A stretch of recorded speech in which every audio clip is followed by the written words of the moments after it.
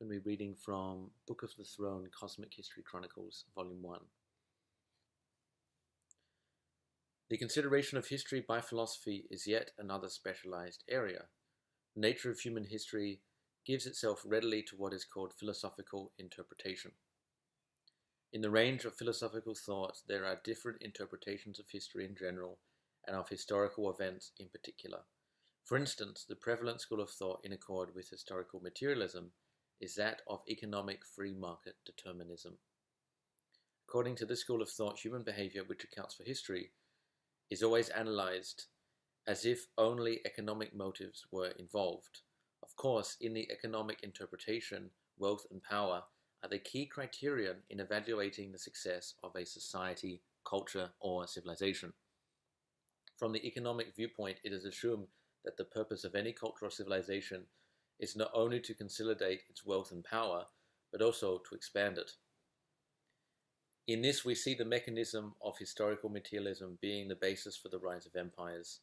It is also assumed by this school of thought that all such tendencies towards wealth and power are inevitable, and that the present free market globalization economic dominance is completely and inexorably in the mainstream of human historical development.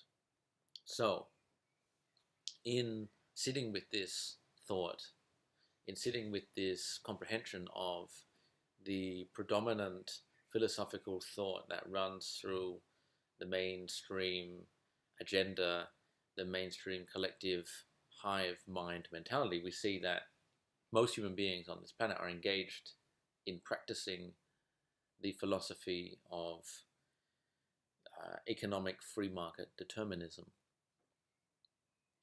And is there an alternative to this philosophical path in life? Let's examine that. So, as an artist, how I sit with this is sort of in a strange twilight zone. Art is something that,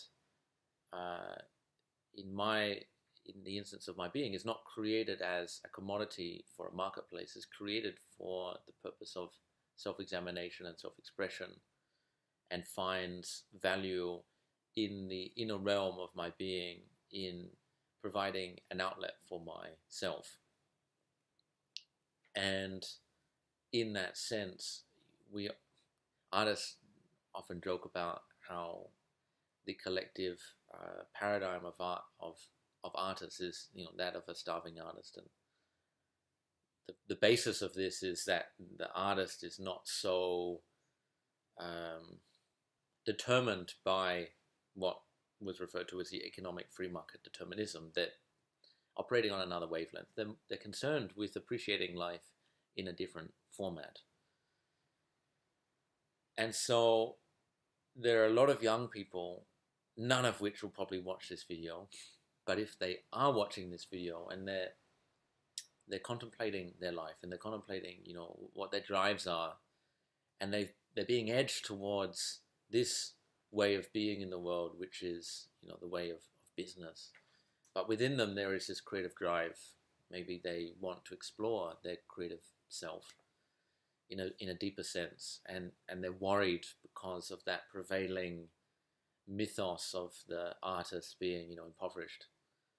So, what is the point that I'm making in this? It's that freedom is freedom within oneself, and in hopefully trusting yourself. Freedom starts with trusting oneself. And if your life is being constantly determined by the opinions and thoughts of others who think that they know what is best for you, you come to a place in your life where the life you will have created will be causing you friction, because it will be out of harmony with your deeper nature. And the lack of the spiritual nourishment that comes from your creative practice will be creating even further friction, because on one surface you may have the material abundance that you think you desire, but on another hand you're faced with the creative and spiritual malnourishment that comes from not fulfilling those explorations of your being, those inner drives towards creativity, towards expansion, and towards love. And so the way I perceive this in a cultural model is that our current world system of the free market doesn't know how to integrate creativity in its rightful place in our culture. And take, for instance, music. When music was on the internet to download, people went, "Oh, great, we can just download music." I'm I was one of those people. I'm sure there are many others. The record became obsolete, CDs became obsolete, and then musicians were going, "Well, hang on a minute, we've created this, and now we're not getting paid." And this is when the archetype of the starving artist is reinforced, because we don't feel like artists deserve to be rewarded for their efforts, because we're not willing to support them as a species. And if we look at the what some people call the 27 Death Squad, we see that there are many artists like Kurt Cobain and Amy Winehouse who reach that point of 27 years. And because of the excesses of their life, and because of the creative spirit struggle, to find meaning and truth in a world that's full of illusion, they have a crisis, they have a breakdown, and thus there is, some catastrophic event that causes suicide or death. And so this represents that crystallization of our consciousness, of the collective consciousness, rejecting the creative drive because of the prevailing drive of capitalism.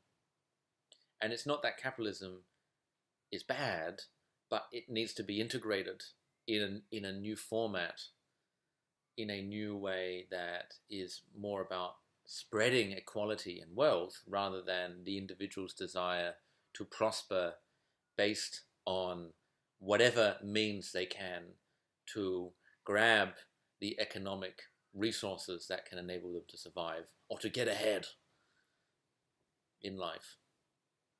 So some contemplations for those that are on the creative path in seeking to find the balance between their material needs and their spiritual needs, and that balance between honoring their soul, honoring their body, honoring their place in the world, in society, and finding, I guess, a balance, a harmonization of their being that can enable them to prosper in the true light of what it is that they have to bring forth to the world, and the relevancy of that to be received by a culture.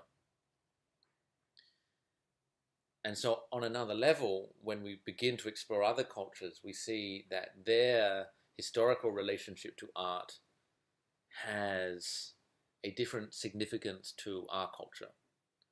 And we begin to appreciate how, through the history of art and craft and dance and storytelling, the right brain has been honored in its natural birthright as the creative will of our being.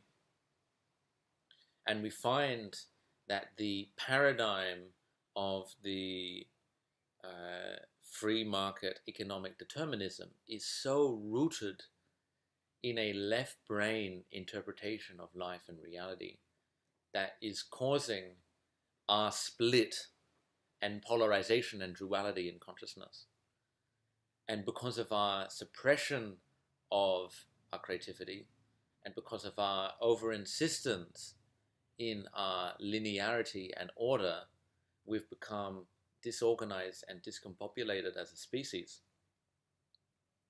And art has the power to rewire, renew, and restore us to a more integrated circuit of being that can enable us to be more harmonious with ourselves, which is ultimately what our true self wants, managing to meet the needs of the body and of the soul in harmony.